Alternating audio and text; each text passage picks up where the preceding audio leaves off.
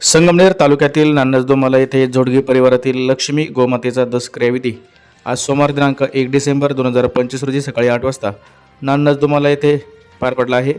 आदर्श व्यक्तिमत्व कारभारी गेनुजी जोडगे, सीताराम कारभारी जोडगे, आदर्श शिक्षक अशोक कारभारी जोडगे यांच्या परिवारातील पवित्र लक्ष्मी गोमातेचा या परिवाराने 32 वर्षे संगोपन केले. 10 दिवसापूर्वीच लक्ष्मी गोमातेचं दुःखद निधन झालं.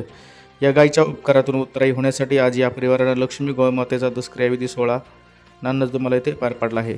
या निमित्तानं महाराष्ट्रातील थोर समाज प्रबोधनकार तसेच काकडवाडी येथील शिवशाहीर शरद महाराज ढवळे यांची प्रवचन सेवा यावेळी संपन्न झाली. याचबरोबर 13वा पुण्यस्मरण कार्यक्रम देखील या परिवाराकडून केला जाणार असल्याचं सांगण्यात आलं आहे. यावेळी उपस्थित सर्वच मान्यवरांनी गोमातेच्या प्रति सद्भावना व्यक्त केल्या. पसरदानाने कार्यक्रमाची सांगता करण्यात आली. जोडगे व गायकवाड परिवारावर प्रेम करणारे सर्वच नातेवाईक मंडळी, नान्नजदोमाला ग्रामस्थ यावेळी मोठ्या संख्येने हजर होते. गाई मातेनं हा ठिकाणी हा परिवार त्या ठिकाणी उज्ज्वल केलेला आहे. महाराज लक्ष्मी ज्या वेळेस घरामध्ये असते महाराज, त्यावेळेला त्या ठिकाणी ते घर गोकुळावणी नंदनवन असतं बरं का. माझ्या भगवान श्रीकृष्ण परमात्म्याला सुद्धा गोमाता फार आवडायची. ज्याच्या घरामध्ये आई आहे आणि ज्याच्या गोठ्यामध्ये गाई आहे त्याचं कुटुंब हे नंदनवनासारखं फुललेलं आहे बरं का. हो महाराज, गोठ्यामध्ये गाई असणं आणि घरामध्ये आई असणं हे चांगल्याच्याच भाग्यामध्ये आहे, वाईटाच्या भाग्यात नाहीये. गाईला चारा घालणं, गाईला पाणी पाजणं, गाईची काळजी घेणं हे कोणाच्या नशिबामध्ये नाहीये. आणि एक मला फार आवडलं, ज्या गाईनं पोट भरवलं, ज्या गाईनं संगोपन केलं, ज्या गाईनं तुमचा माझा प्रपंच गुण्या गोविंदानं फुलवला, ती गोमाता वय झालं, थकली म्हणून कसाईच्या दारामध्ये न बांधता आपल्या घरीच तिला मरण आलं, हे फार मोठं भाग्य न. साधू संतांचं माणसाला दिलेलं प्रमाणे याच साठी केला होता अट्टहास, शेवटचा दिस गोड व्हावा, तसं या गोमातेचं या कुटुंबानं शेवट गोड केलेला आहे. महाराज, आतापर्यंत माणसाची कीर्तिमाग राहिलेली आहे, आतापर्यंत संतांची कीर्तिमाग राहिलेली आहे, आतापर्यंत देवाची कीर्तिमाग राहिलेली आहे, पण या लक्ष्मी नावाच्या गोमातेची कीर्ती सुद्धा तुमच्या माझ्या प्रत्येकाच्या अंतःकरणामध्ये भरलेली आहे. बरोबर की नाही महाराज? संत म्हणतात, संताचं कार्य असं आहे. गोमाता लक्ष्मी नावाची आणि हिचा दशक्रियाविधी या परिवारानं ठेवला आणि त्या निमित्तानं आपल्या गावाचं भूषण हरिभक्तीपरायण ढवळे महाराज अतिशय सुंदर असं गोमातेच्या विषयी जी माहिती आहे ती आपणाला सविस्तर सांगितली. त्याच्यामुळं मला काही जास्त बोलायला त्यांनी जागा ठेवलेली नाही. मित्रांनो, महाराजांनी सांगितलं आई 3 आया, आई, गाई आणि माऊली. अतिशय आपल्या हिंदू धर्मामध्ये या संस्कृतीमध्ये गाईला खूप पूज्य मानलेलं आहे.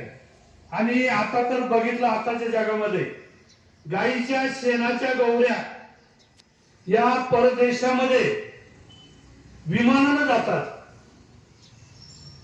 इतकी मागणी आहे त्याला, तुम्हाला सांगतो. आणि गाईच्या बाबतीमध्ये गाईचं म्हणजे गाय कोणती, तर ही गावठी गाय. याच्या इंग्लिश गाय हे नाही बरं का.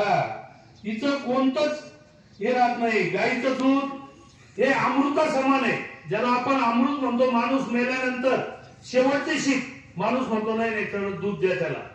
म्हणजे दूध असल, तूप असल, दही असल, काही जे पदार्थ आहे ते वाया जात नाही. शेणापासून चांगल्या प्रकारची अगरबत्ती, आपण अगरबत्ती म्हणतो, अगरबत्तीला काय वापरलं जातं माहितीये का? शेणाशिवाय अगरबत्ती गाईच्या तयारच होत नाही.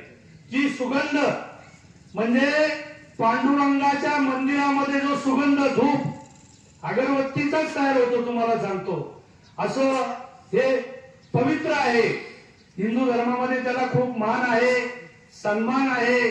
आणि त्या पद्धतीने या कारभारी दादांनी, जोडग्यांनी या गाईचं एकदम चांगल्या प्रकारचं संगोपन या ठिकाणी केलं आणि शेवटपर्यंत त्या गाईला आपल्या खुट्यावरच मरून दिलं.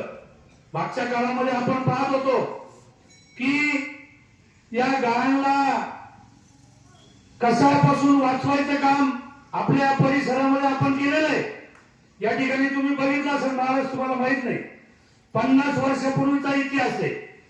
या ठिकाणून गाय चालल्या होत्या. मी जरी या ठिकाणी पाडला आदर्श म्हणण्यापेक्षा किती म्हटलंय की एखादं मुक प्राणी असं प्रेम केलं तर रामचे पाखरे जवळ येतात आणि खरोखर 32-33 वर्षाची आज गाय त्यांनी सांभाळली. त्या गायीने त्यांना त्यांच्या घरातल्या लहान मुलांना थोरांना दूध पाणी दिलं, शेतीसाठी खत पण दिलं. असं इतकं प्रेम त्या गायीने त्यांच्यावर केलं म्हणून आज त्या प्रेमाची उतराई म्हणून आज आपण या गोमातेचं दशक्रिया विधी करणार आहोत. त्यांचं म्हणणं आहे की नुसता दशक्रियाच विधी आम्ही करणार नाही तर त्याचा 13वा महिना आणि वर्ष श्राद्ध सुद्धा या गोमातेचं होणार आहे. खरोखरच एक खूप छान असं पुण्य आहे. धुंडाज मामांनी म्हटल्याप्रमाणे खरंच देवाच्या काठीला आवाज नसतो. आपण केलेलं कर्म हे नेहमी आपल्याला उदयास कोणत्या ना कोणत्या मार्गाने येत असतं.